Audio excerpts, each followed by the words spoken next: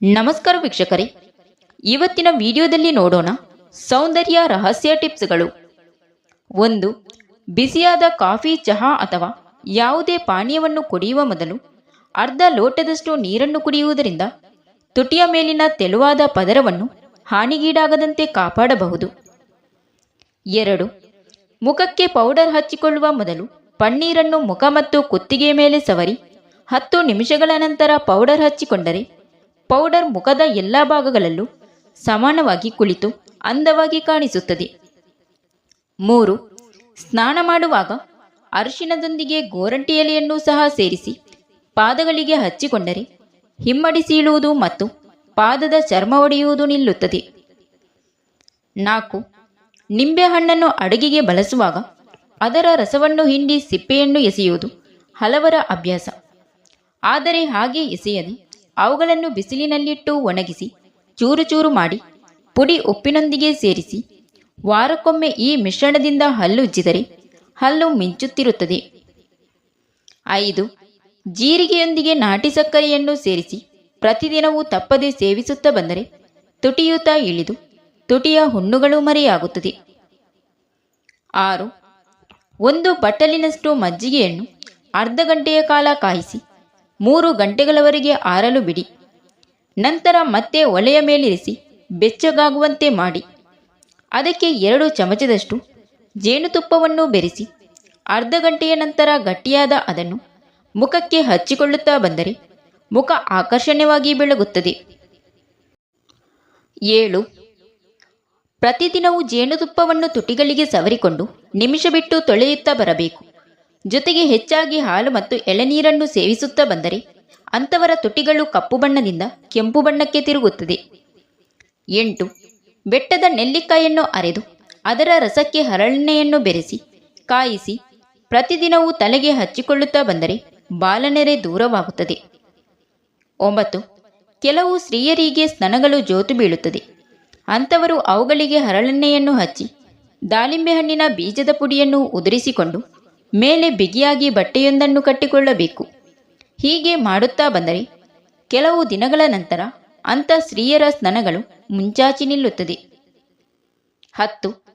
ಮಲ್ಲಿಗೆ ಹೂ ಮತ್ತು ಮಲ್ಲೆ ಹೂಗಳನ್ನು ಬಿಸಿಲಿನಲ್ಲಿ ಒಣಗಿಸಿದ ನಂತರ ಆಲಿವ್ ಎಣ್ಣೆಯಲ್ಲಿ ಸೇರಿಸಿ 1 ತಿಂಗಳವರೆಗೆ ಸ್ತ್ರೀಯರು ಪ್ರತಿದಿನವೂ ಸ್ತನಗಳ ಮೇಲೆ ಹಚ್ಚಿಕೊಳ್ಳುತ್ತಾ ಬಂದರೆ ಅವು ಉತ್ತಮ ಬೆಳವಣಿಗೆಯನ್ನು ಹೊಂದುತ್ತದೆ. 11. ನೆಲ್ಲಿಕಾಯಿಗಳನ್ನು ನಿಂಬೆಹಣ್ಣಿನ ಎಲೆಗಳೊಂದಿಗೆ ಸೇರಿಸಿ ಅರೆದು ಹಾಲಿನೊಂದಿಗೆ ಸೇರಿಸಿ ತಲೆಗೆ ಹಚ್ಚಿಕೊಂಡು ಸ್ನಾನ ಮಾಡುತ್ತಾ ಬಂದರೆ ಚಿಕ್ಕ ವಯಸ್ಸಿನವರಂತೆ ಬಿಳಿ ಕೂದಲು ಕಪ್ಪು ಕೂದಲಾಗಿ ಬದಲಾಗುತ್ತದೆ. 12.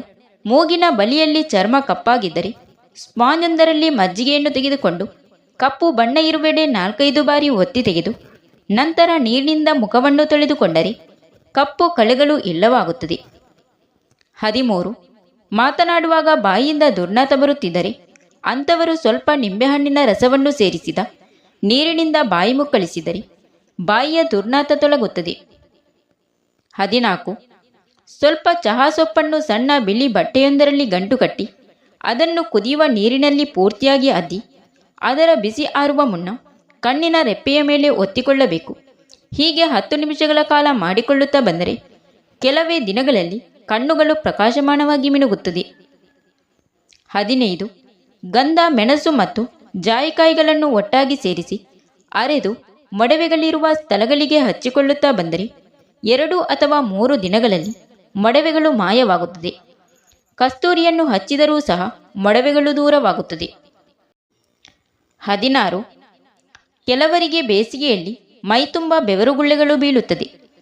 ಅಂಥವರು ಕಾಂಚಿಯ ಹಣ್ಣು, ಹೆಸರುಬೇಳೆ ಮತ್ತು ಟೊಮೆಟೊಗಳನ್ನು ಸೇರಿಸಿ ತೋವೆ ಮಾಡಿ ಸೇವಿಸಿದರೆ ಬೆವರುಗುಳ್ಳೆಗಳು ದೂರವಾಗುತ್ತದೆ.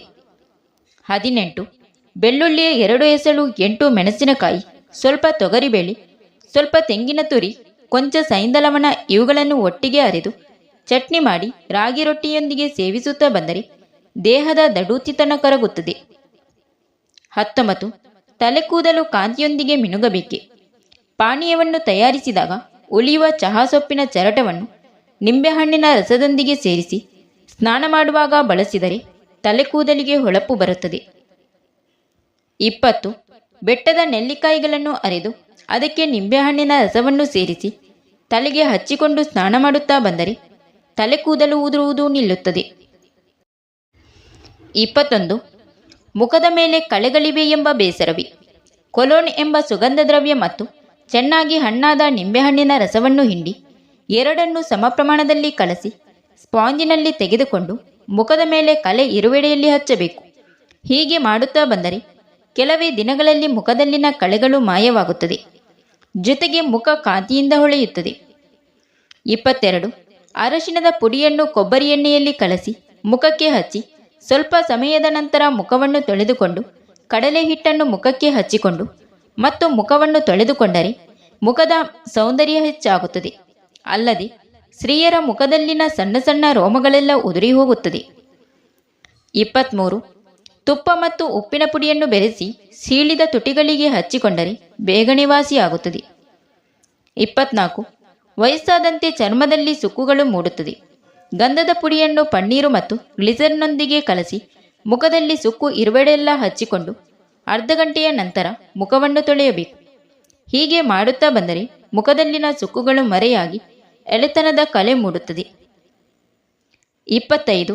ಪನ್ನೀರು, ಸ್ವಲ್ಪ ಬಾರ್ಲಿ ಪುಡಿ ಮತ್ತು ಆಲೂಗಡ್ಡೆಯನ್ನು ಸೇರಿಸಿ ಅರೆದು ಜಿಡ್ಡಿನ ತ್ವಚೆ ಇರುವವರು ಮುಖಕ್ಕೆ ಹಚ್ಚಿಕೊಂಡು ಸ್ನಾನ ಮಾಡುತ್ತಾ ಬಂದರೆ ಮುಖದಲ್ಲಿ ಎಣ್ಣೆ ಸೋರುವುದು ನಿಲ್ಲುತ್ತದೆ. ಮುಖವು ಆಕರ್ಷಣವಾಗಿ ಬದಲಾಗುತ್ತದೆ. Thank you for watching. ಸ್ನೇಹಿತರೆ, ವಿಡಿಯೋ ಇಷ್ಟ ಆದರೆ ಒಂದು ಲೈಕ್ ನೀಡಿ, ವಿಡಿಯೋನ ನಿಮ್ಮ ಫ್ರೆಂಡ್ಸಿಗೆ ಶೇರ್ ಮಾಡಿ, ಚಾನಲ್ನ ಸಬ್ಸ್ಕ್ರೈಬ್ ಮಾಡಿಕೊಂಡು ನಿಮ್ಮ ಅನಿಸಿಕೆಗಳನ್ನು ಕಮೆಂಟ್ ಮೂಲಕ ತಪ್ಪದೇ ತಿಳಿಸಿ.